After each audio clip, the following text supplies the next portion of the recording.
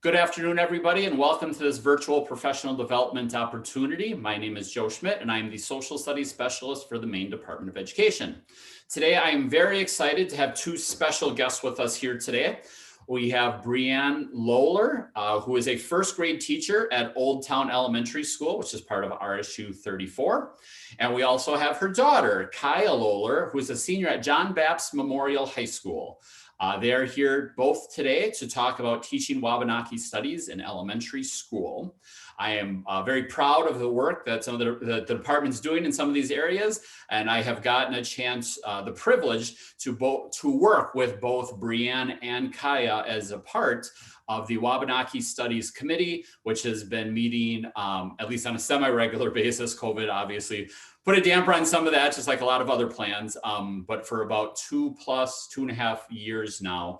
And that is where these discussions started. I was in a subgroup with Brianne and said I would love to do some professional development around this. And Brianne was fantastic enough to say, help me through the process and we will figure it out. So this is our first attempt at this. So everybody, please be kind, but I assured them that I think they're going to do a fantastic job. So without any further ado, I will turn it over to Brianne and Kaya Lohler. Ooh, thank you so much, Joe. Thank you for helping me through this and, facilitating the task force and pushing me out of that comfort zone. So I dove in, and this is our first webinar. So be kind, and take this information with a grain of salt. We got to start somewhere. It's going to be a little messy, but we hope to grow from here. Like Joe said, my name is Brianne Lohler. I teach first grade at Old Town Elementary School in RSU 34. I am a member of the Penobscot Nation. I live on Indian Island with my daughter, Kaya. Yes, I am Kaya Lohler. I am also Penobscot, and as Joe mentioned, I am currently a senior at John Baptist. So here, okay.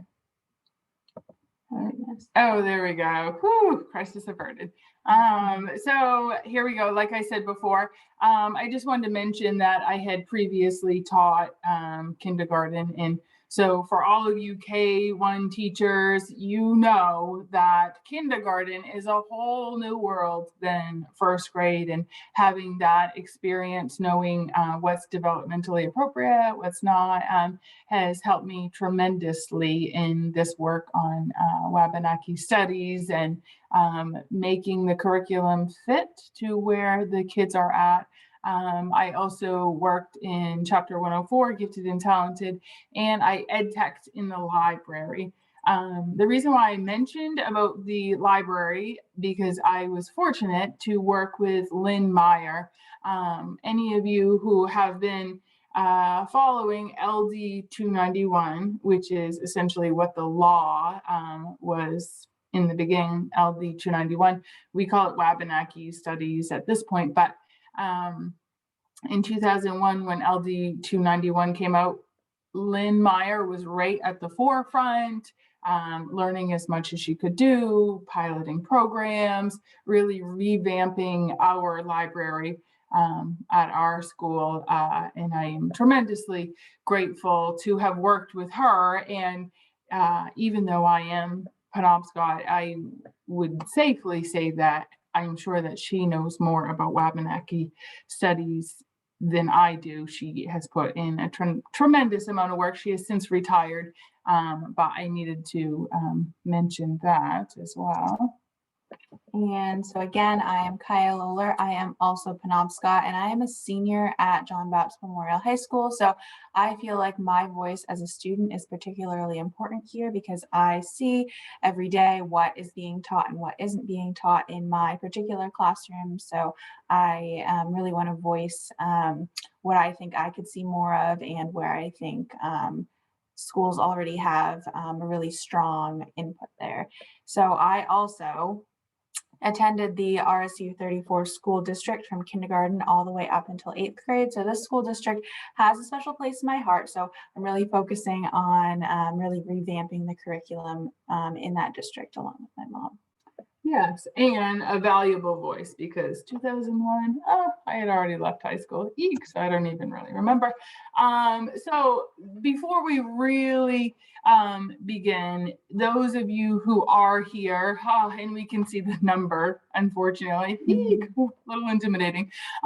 Those of you who are here, thank you. Like, truly, thank you from the bottom of our hearts. Like, it's Thursday. Like, I know as a teacher, Thursdays, these are the rough days. Like, I feel like I'm most tired on Thursdays. I rally on Friday, but man, are you tired at 3:30 on a Thursday? So thank you so much for joining us. You are the ones that are willing to do the hard work. And for that, we appreciate it. Woolly Wunny, thank you. So what is LD-291? I briefly mentioned it before. This was a law that was passed in 2001. We now refer to it as Wabanaki Studies Law, because of course there are other LD-291s that came after that. But essentially what this was a law that said public schools, K through 12, oh, so many more grades, K through 12 must cover content on Maine Native Americans, Penobscot, Passamaquoddy, Micmac, Maliseet, and Abenaki. The Wabanaki Confederacy, for those of you who know a little bit about Maine natives, we have the Wabanaki Confederacy, that's kind of like the umbrella. And underneath that, we have the 5 tribes that are located throughout Maine. And we saw an importance for this law to come into place. Do you want to speak a little more? No, you're good. Okay. Sorry, I just anyway. So a lot of people worked hard at getting this law in place. Since then, it's been on the forefront, it's pulled back, it's gone back and forth. But this was 20 years ago, actually. And because 20 years from now, we should have, so much more than we do now. But why isn't it being implemented to its full potential? Well, it certainly has ebbed and flowed over this time. When it was originally passed, they had hoped that it would be a funded mandate, meaning, the schools would have the funding for the training, have the funding for the resources. Unfortunately, that wasn't meant to be. In order to get the votes to get this passed, it had to be passed as an unfunded law. So that meant, again, the schools were told you need to teach this, but we can't kind of help you out. But when it first came to be, there was a really big push. There were a lot of grants that were out there. I don't know if some of you remember that. We had a lot of educational outreach. We had different people going into schools. We had teacher trainings, like intensives, where it would be like all day Saturday and Sunday. You would go over and you would get all sorts of resources and you could ask questions. And it sounds wonderful now. Like now some teachers are like, please sign me up now. Unfortunately, like, because it was fresh and, like there were grants out there and, it was pushed to the forefront, people were jazzed about it. So then it started to drop a little bit. We had more teachers graduating and it wasn't a part of their teacher training program. They had no idea that this was even a law. So how do you teach about something if you have no idea that that's what you're supposed to be teaching about?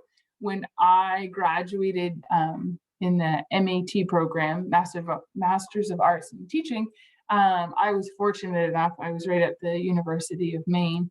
They dedicated some time to really digging into it and teaching our cohort all about it and its existence. And, so those teachers went out and spread it. And but other new teachers, because you're not stressed out or, you're full plates or anything, but you're not going to dig, is there anything that I'm missing? You have all you can do. So now, fortunately, when Governor Mills came in, she appointed Commissioner Macon and former Representative Donna Loring to really start pushing Native relations to the forefront. Okay, let's start seeing what we can do.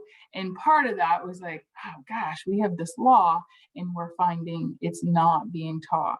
We've got to find out what are the barriers here.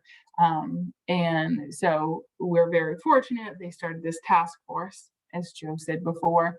Kai and I were fortunate to join, and she's adding, a high school student piece to it. I'm adding, a lower elementary school feel to it, as well as we are Penobscot. I mean, it certainly doesn't make us experts by any means, but it's just nice. We're trying to do our part through this. And another piece is it's not like teaching about apples or pumpkins or something. You can't go on Pinterest and find like all sorts of cute ideas. You can't go on Teachers Pay Teachers and, here you go, $7. Like, there's my kit, there's my curriculum. It's, teaching about people. It's teaching about different cultures, acceptances, like there's such a rich history there and it's always changing. Like, I can only speak for myself as a Penobscot. Like, I wouldn't even begin to like know what other Penobscots, let alone other Wabanaki tribes, that sort of thing. So there's no one right answer. You can't say, well, Brian Lowler said, like, oh gosh, no, like I can't even speak for, my daughter. Like, we all have our own opinion. So that's where it gets tricky. But what can we do now? We have all these barriers, like we know it's tricky, but what can we do now? Those of you who know Brene Brown, love her, you know that you have to go easy on yourself. What we, right there. Yeah, what we don't need in the face of struggle is shame for being human. Exactly. Like, we're gonna make mistakes. I'm gonna make mistakes. Like, Kai is gonna make mistakes. Like, but we have to try, and we can't be hard on ourselves for messing it up. We can't look back to something we taught, 5 years ago, something we taught last week. We can't be like, oh my gosh, like I totally messed that up. I am doing it wrong. Like, no, like you just have to show up and keep doing the work. Be deliberate in your objectives.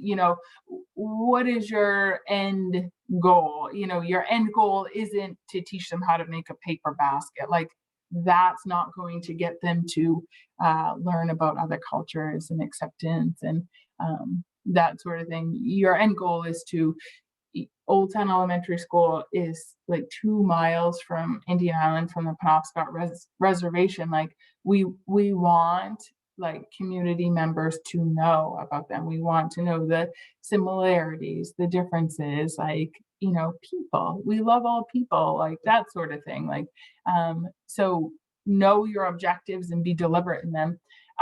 Be culturally responsive. And this is where that quote kind of comes in. You're absolutely going to mess up. Like, even no matter how hard you try, you will mess up, and it's okay.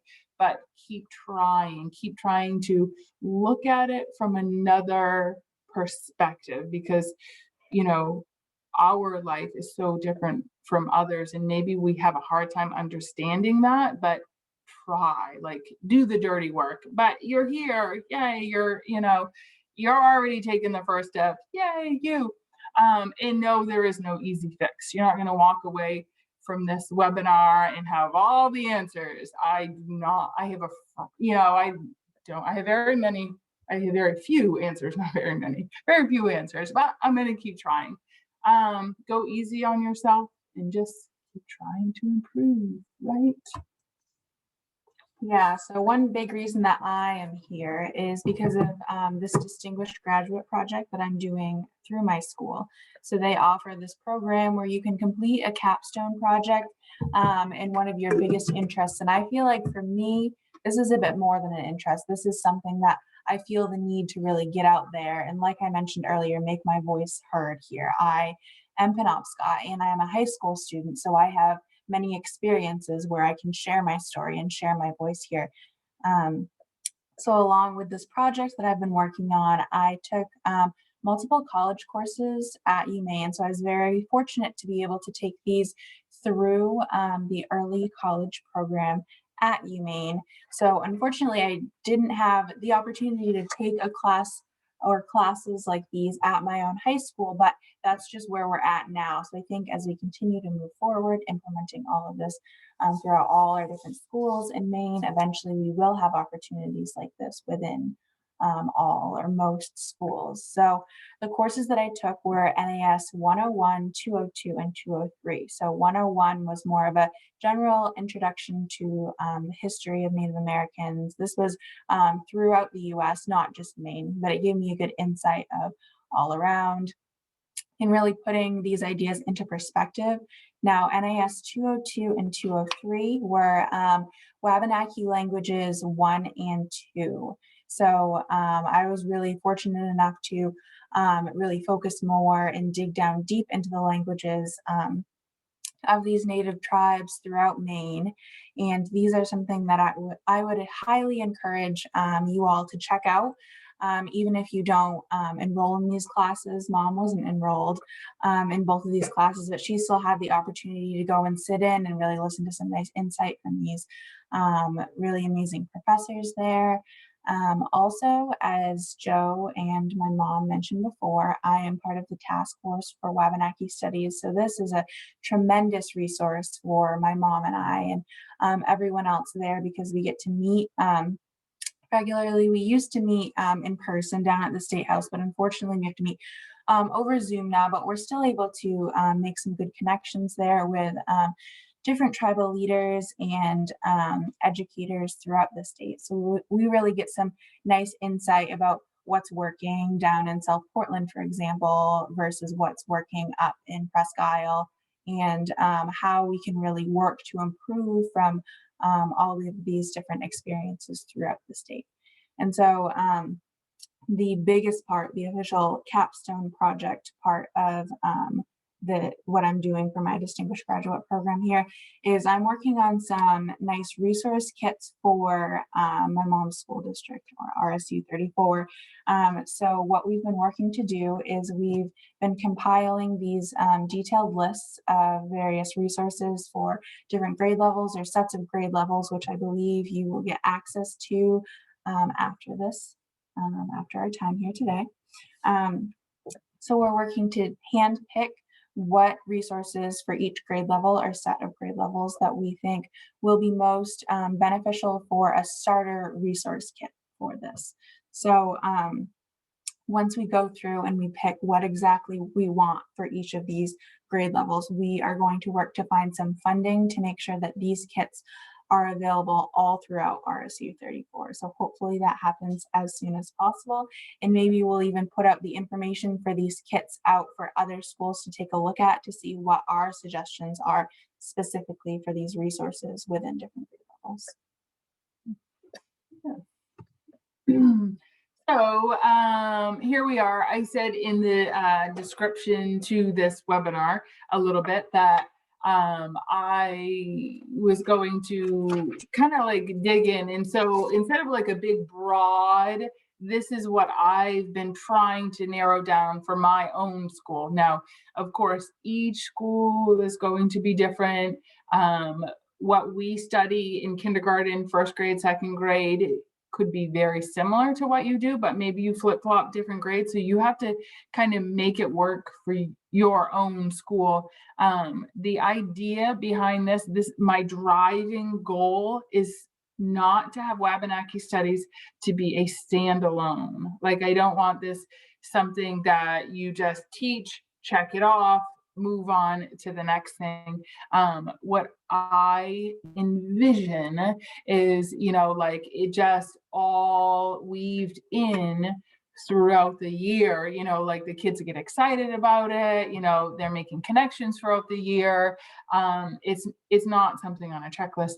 So at my school, I started thinking, having taught in kindergarten, what is developmentally appropriate. So originally K1 used to be a lot of legends, and the kids loved the legends. They absolutely loved the legends. However, they weren't making that leap from the legends to Penobscots, are like real people walking, or you have a teacher at your school that's Penobscot. We have a reservation like a couple of miles over. You probably have a lot of friends that are Penobscot, like they just aren't making that connection. They're kind of seeing it on the same level as Cinderella or Sleeping Beauty, or their brains aren't quite ready to make that leap. So instead, we shift it and we start in the present. They start learning about present day Native Americans, that we're very much like you. We very much do the same thing.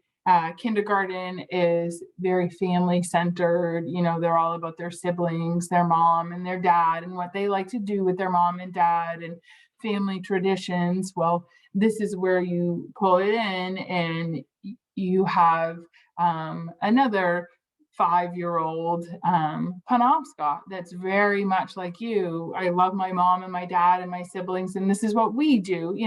They have their traditions and the similarities. So you're starting in kindergarten so that they're not getting to 3rd grade and going, wait, what? Like, Native Americans live like 2 miles from me. They're in my school. They're, that sort of thing.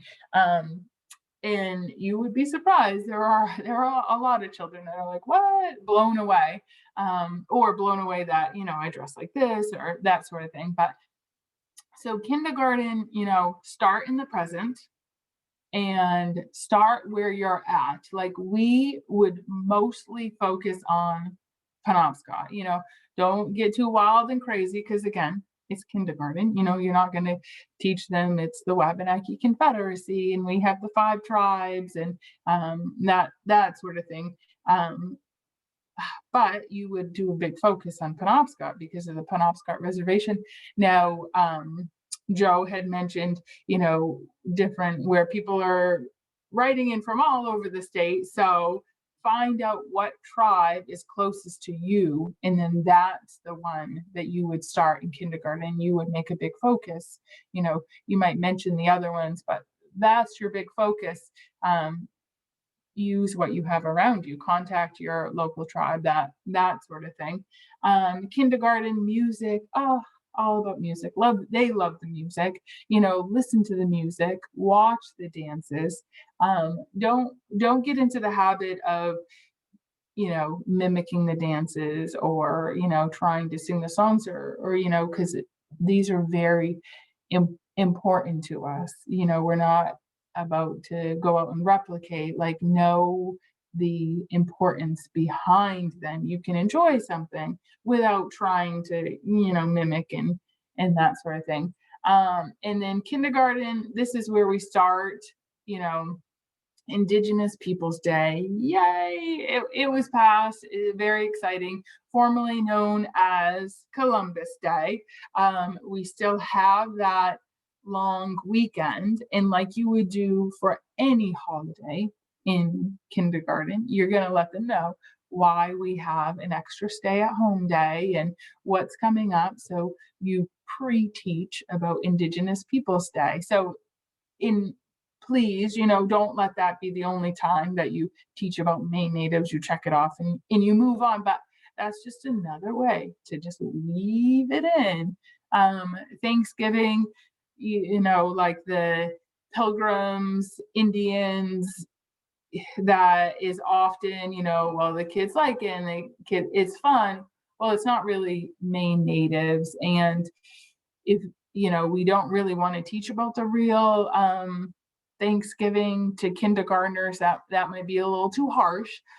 If some of you are unfamiliar, I have some resources at the end too, like read up on, like what truly kind of went down and in the whole thing. But instead of saying we're not even going to mention Thanksgiving, we don't even, do anything like that. No, it's a time for giving thanks, kind of make it your own and make it a positive thing without, you don't have to read about the Mayflower and all that. It's about giving thanks. Kindergarten, here's a map right there of and some addresses, and like Joe said, we're going to share this later, so don't feel like you need to like hurry up and sketch it down. But where a lot of the reservations are located, of course, Penobscots are all throughout the state of Maine, all throughout the country, the world, that sort of thing. But we have a reservation and we have offices in this area. So this is where we would teach. Now, Wabanaki is not on this because they have the federally recognized tribes. Wabanaki is not federally recognized in the US, but it is in Canada, and they have a lot of people in Western Maine. There are a lot of people living as well as throughout the state of Maine, but that's a good resource right there. First grade, that's where I'm at right now. In first grade, we do a project called Me on the Map. So they learn mapping skills, but they're also branching out. Kindergarten's very nuclear, like whoever's at home, parents, siblings, that sort of thing. Like that's their world. So first grade, they're starting to be a little more aware of everything. So we're branching out. Me on a Map. We draw a picture of our bedroom, our house, our classroom, school, neighborhood, state, country, continent, all the way out to the solar system. This is a wonderful opportunity. And again, like I said, this is for my school and you could tweak it to your school. But when you have the community, you show like Indian Island. And then this is a great time to map it out and show the connections and how close. And this is our community, Old Town, Indian Island. They're very much, one together. Holidays around the world, that's another fun one. They love holidays around the world. They absolutely love learning about what other people do. Kids, that's why we're teachers, because they're so open-minded and they're so, they're not stuck in their way. This is the holiday and that sort of thing. They just get jazzed about it. So this is where you can kind of bring in other ones. I had a little girl from Turkey and they didn't celebrate Christmas.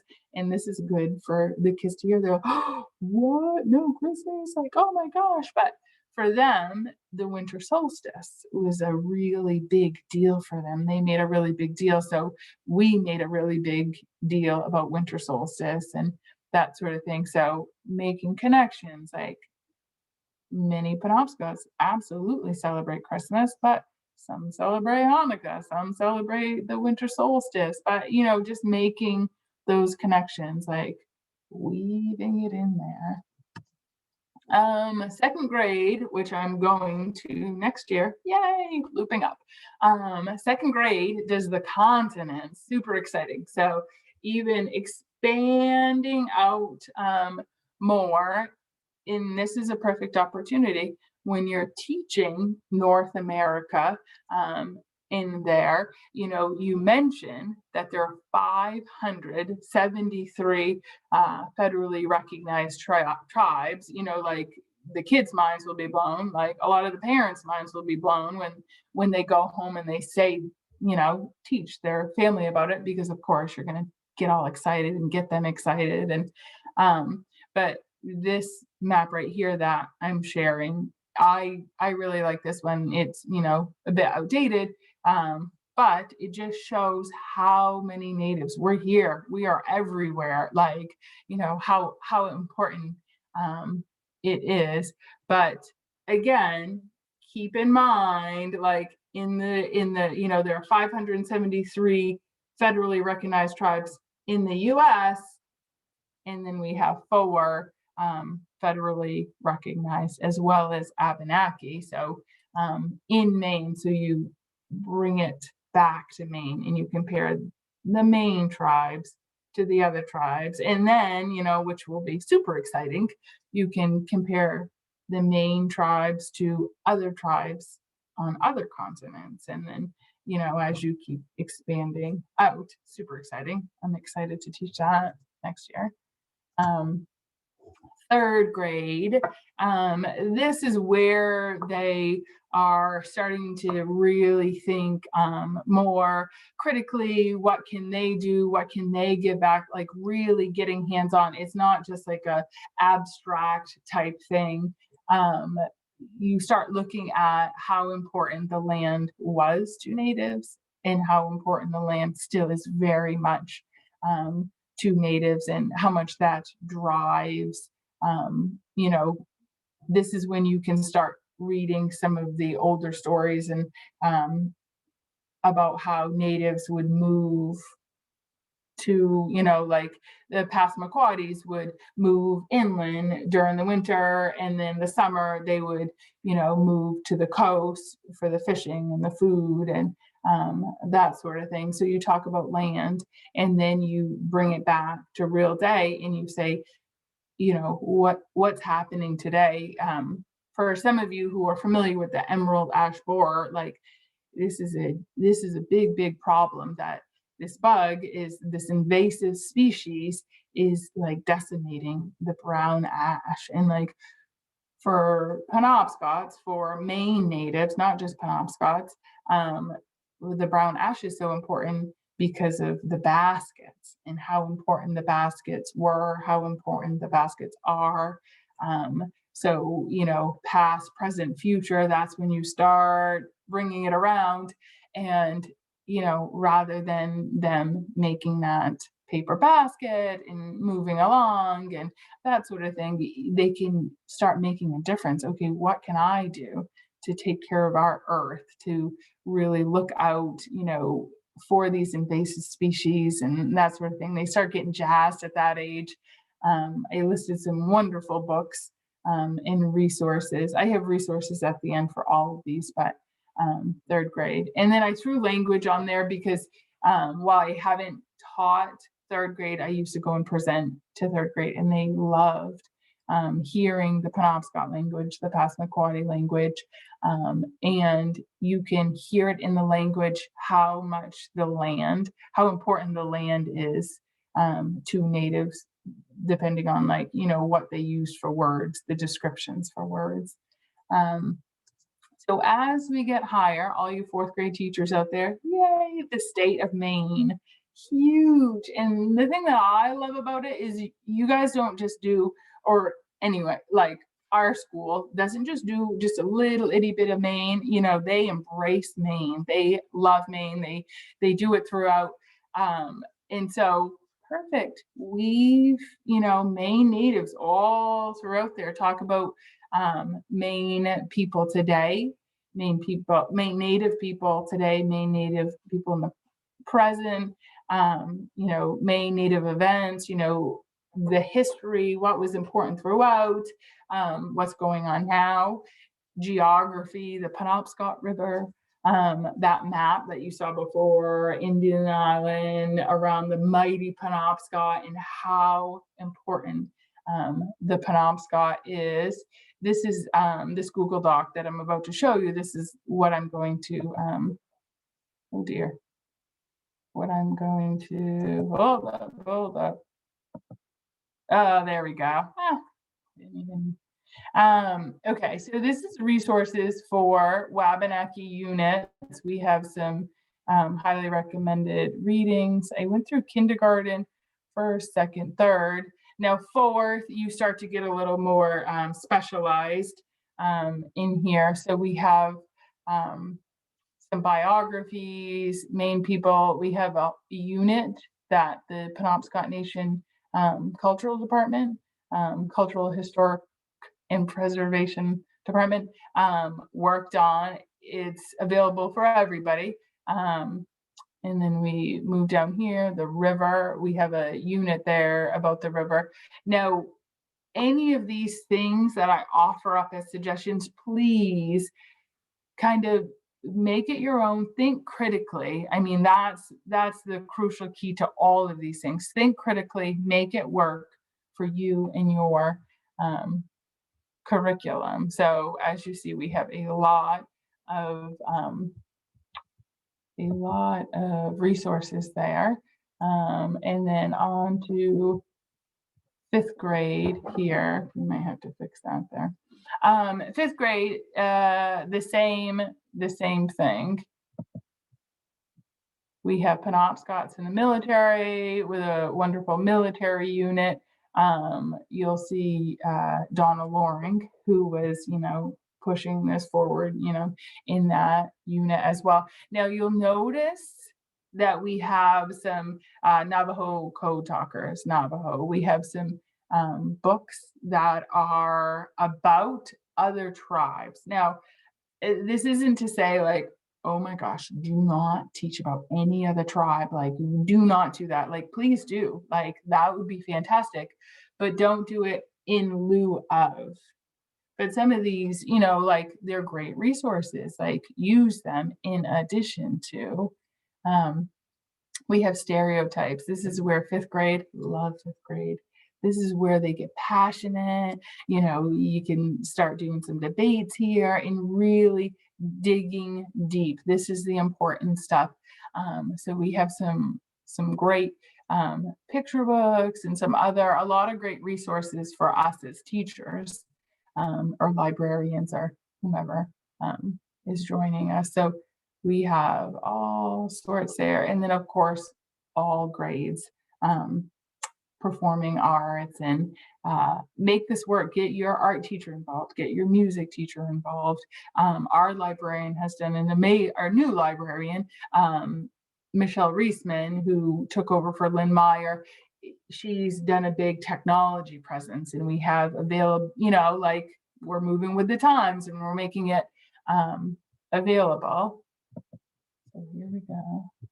Oh gosh, do you know how to get it back to the regular screen? There we go. Not that you guys minded about all that stuff, but it just looks more professional, maybe. I don't know. Okay, so that doc that I just showed you, that is K5. And don't mind like some of the call numbers, those are our call numbers there. But I didn't want to make a separate one because it's a working document, and I think that you would appreciate it. Like, when I find new resources, I'm going to put them on there. If I discover, which we probably will, that there's a resource on there that it's like, oh dear, no, that's not going to work, and I'm going to take it out. And, so it's an ever evolving document, and you will have access to it, but take it with a grain of salt. So we have the K5, and then as a result of Kaya joining me on this journey and working towards it and her distinguished grad program and getting all jazzed about it, we're like, all right, well then let's tackle 6 through 12. So then we have another document that you will have access to as well, with resources, breaking it down into things such as military, stereotypes, disease, geography, current events. Yes, let's do a lot of that in middle school, please, and thank you. Okay, so although this webinar was titled Wabanaki Studies in Elementary School, since this is my area of expertise, I wanted to talk a bit more about high school. So obviously I'm not a teacher. I don't know what it's like to teach these, how difficult it is to fit all of this in, but I do have experience, as I mentioned before, in the classroom. So I see from my point of view what's lacking, what's there, what's strong, what's not. So these categories that you'll see on the slide here are also the categories that you'll see resources broken down into on the main DOE website. So if you haven't checked that out already, I would strongly encourage you to check that out. That is a great list of resources there. So obviously, high school is very different in terms of curriculum because students, we have so much more freedom in choosing what we want to include in their schedules, what we won't include. So even if there did happen to be a Wabanaki Studies elective in many schools someday, there's no guarantee that all or even most students would take this class. However, since there are many different categories here, there are many different ways that you can fit this into the curriculum and so many different classes. For example, most high schools, if not all, require some sort of US history or government class. So this, for example, would be a great place to fit in the civics and government section. So a lot of the resources that we've included in our document there would be great to work into. For example, we have this book right here, Rethinking Columbus. That's a good one to work in there. That is a suggested resource. Also, all the way into exploring the inner workings of the Maine tribal governments, the many different differences that we have there, even as simple as exploring the many websites that are public for these different tribal governments, looking at the similarities and differences in our general US government to these very specialized tribal governments. Also, my school, for example, offers classes on both general world history and world cultures. So this would really be a perfect place to hit close to home with this cultural systems and history category right there, where it talks about continuity and change over time. So many of these history classes really start at the beginning and move all the way up through time. So this would be a good way to, again, weave in all of this rich culture and history throughout time, all the way to there is a subsection on injustice in this cultural systems and history section, and that is immensely relevant, especially today. So that would be, again, we talked about in middle school and even earlier than that, talking about these current events. So that would be a great place to weave that in there. So again, with high school, there isn't just one place that it's right to fit in all of this. There are many different ways that you can work this into your curriculum in many different pieces. You don't need to fit it all in at once. You can take little pieces from cultural systems and history and then move on to economic systems. But this doesn't just apply to high school. This applies to all of the grades, all the way up through here. So in conclusion, I think something that I would love for you to take away from this is go easy on yourself, and don't go easy on yourself like, I'll get to it eventually, like that sort of thing. Like, do it and then go easy on yourself. Like, do the hard work, keep trying, but it's okay if you mess up. Like, I probably messed up yesterday multiple times while I was teaching, like we just learn from it and we grow from it. But please, please, please try. Like this whole thing right here, like so far out of both of our comfort zone. But you know what? We knew we needed to do the hard work, and I'm sure we're gonna look back and be like, oh my gosh, like that was interesting. But we have to start somewhere, and we hope I hope you do it too as well. Like I hope to do more of these, to just keep talking it through, getting people jazzed about it, move it to the forefront. But take some time and look it over and see where you can start, and just try a little bit and then go from there. And you all being here today, I'm so happy that we have over 50 people watching this today from all over the state of Maine. So I hope that you take from this just the bits and pieces that you've learned and that you can share out, because obviously we can't be the only ones doing the work here. So like my mom had mentioned earlier, so think critically, see what you can take and what works for your school, what doesn't work, and do what you can here. And again, it's okay if you make mistakes, though it's a work in progress here for all of us. Yeah, well said. All right. So, conclusion, questions and comments. Joe? Or should we, are you going to look at the Q&A or let's see. It's up to you. So there's ones in there, they're pretty straightforward. I was able to answer a couple along the way. Oh, good. That were some links. But so the first question in there, hasn't a curriculum already been made by Penobscot Nation? Is that available for purchase? So, and you know what, the nice thing is for a little while there, you could buy the kits, but right now you can go on and you can download. So there aren't kits put together. They are not putting kits together, anymore, but there are resources. There are resources in there. But it's not, like I said, it's not the answer, for all. Like, absolutely dig through that, spend some time, get dirty in there, use a lot of it, but add to it, make it work for you, sort of thing. I hope that answered the question. I believe that I have the link in the chat to the right thing. And somebody else referenced, I believe it's also linked on the DOE resource page, but I figured I'd let you talk about it as well. Yes, there is a question that came up when you were talking about how to celebrate Thanksgiving. And the person said, my understanding is that the first indigenous contact with the Pilgrim settlers was Samoset, a Wabanaki man, in March 1621. Would that be an appropriate connection to make at Thanksgiving because it led to the relationship with Squanto and the feast days?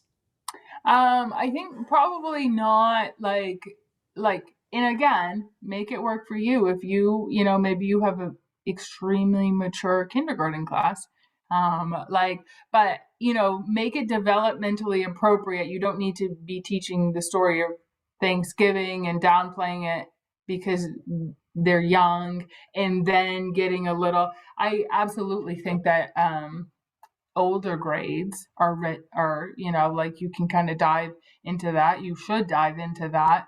And I think it could be relevant, with it being Wabanaki and that sort of thing. But I wouldn't say like, okay, it's kindergarten, because there's a Wabanaki connection. I'm teaching Thanksgiving, like check sort of thing, like I said,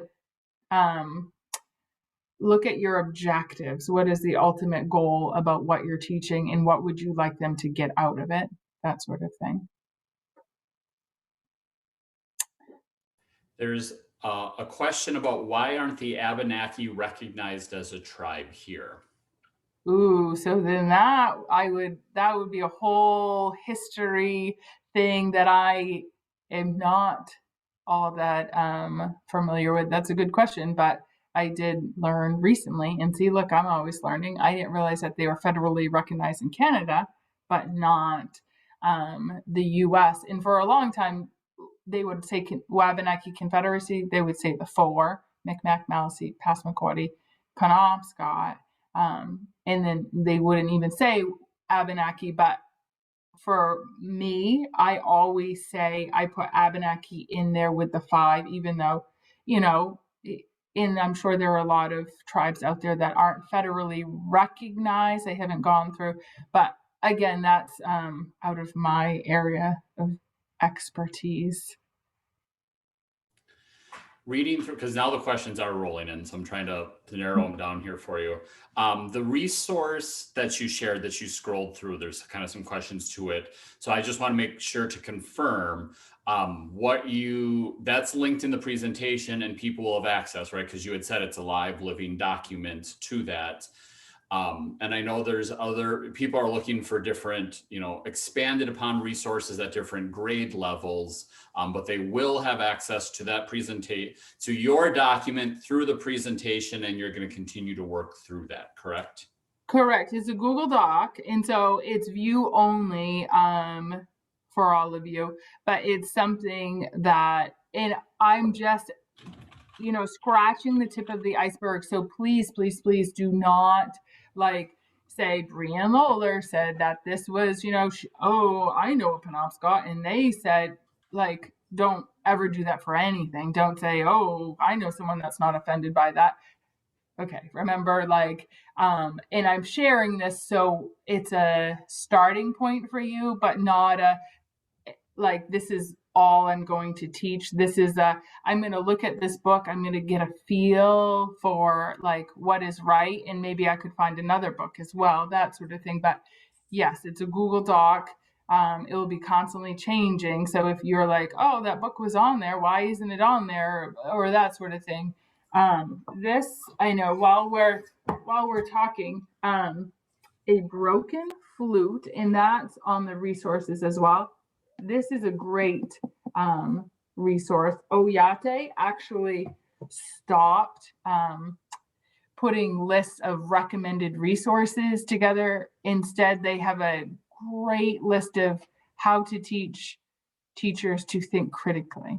And I think that's our ultimate, Kaya referenced that, that's the ultimate goal, is for us to have an understanding so that we can look at a book and say, something's not right here, instead of, well, this is a yes list and that's a no list. But yeah, so that's an ever evolving list.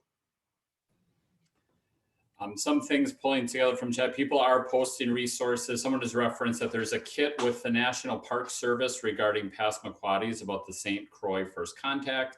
And the Abbey Museum also has valuable information regarding all the tribes. So that's been posted. There's a question. Do you want a simple one or a little bit more complex one? How about I answer simple, Kaya answers complex? I don't know. All right. Well, I'll decide which one's which then. Kaya, they want to know, is it possible to have more main Native American based topics specifically addressed? Because clearly with the number of people here, there's interest. So I think they're almost asking, can we count on you two to come back for more? Kaya, what do you say? I hope so. I think that this went pretty well today, and we definitely have a lot more to say that we could expand on further later. So I hope to be back with more. Yay. Right. Well, I will definitely host you, and if you want to bring your mom along, you can do that as well. All right, so then Brianne, here's the little more in-depth one. Is the big brown book on Wabanaki studies still valid and valuable? Yes. Is this, I don't know, is this the one that they are referencing, I wonder? That would be my guess. That's the one that I pull out, yes, when people reference. Yep. Yes, and you know what is the, the copyright is 1989, but it still has a lot of very valuable great stuff. Look, I had it right handy, so that just tells you how much. Can you speak to doing land acknowledgements and where that fits in our conversations with students? Yes, you know what, I'm glad you brought that up. So our last task force meeting, and this just shows you how much I have to learn. Our last task force meeting, I was asked to do one, and I was like, oh no, they said, could you do me a favor? And I was like, oh yeah, sure, why not? Like, I'm up for whatever.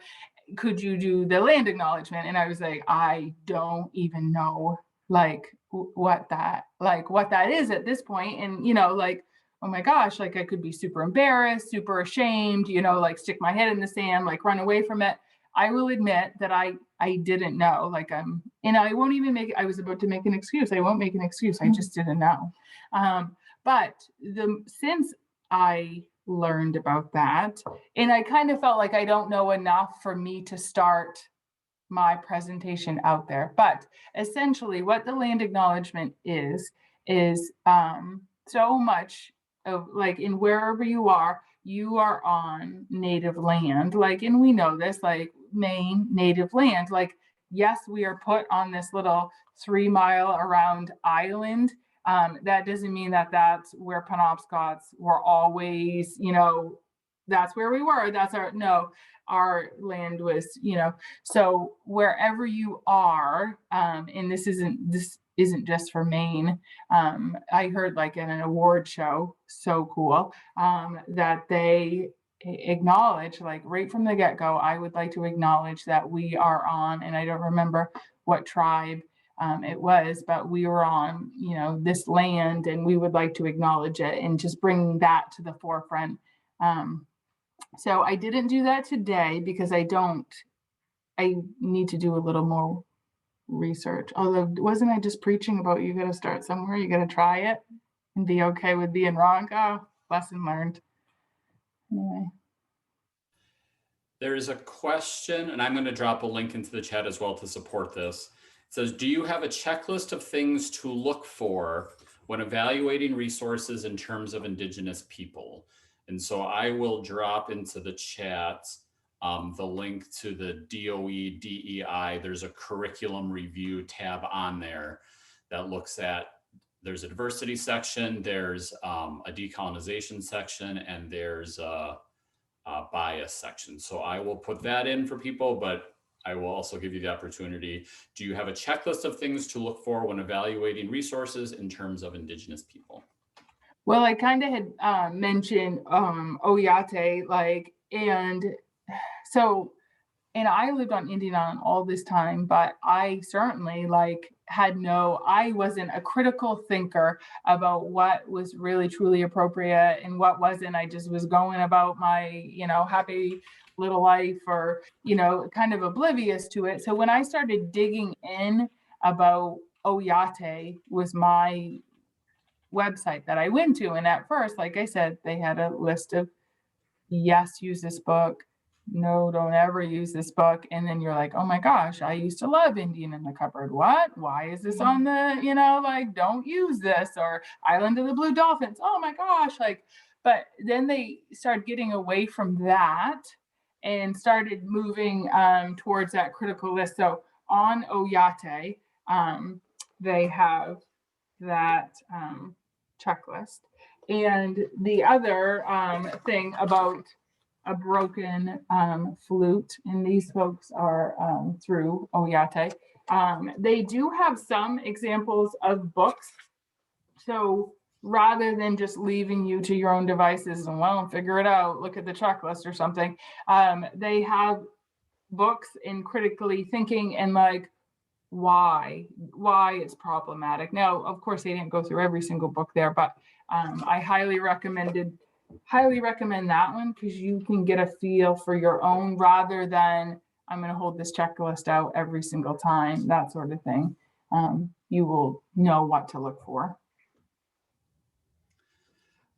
People are dropping things in the chat, and I'm going to make a blanket statement because I made the same mistake, but the last 3, 4, 5, make sure if you're wanting everybody to see it that you hit all panelists and attendees, because I think some of these last ones have just been sent just to the panelists. But they're talking about webinars from the host from Wisconsin. I'm guessing it was David O'Connor. He's amazing with this. He says that they have some starter slides that paid homage to tribes for allowing us to be on their land. We have Good Minds is another resource that is helpful. Someone said Our Beloved Kin by Lisa Brooks is a great book as well.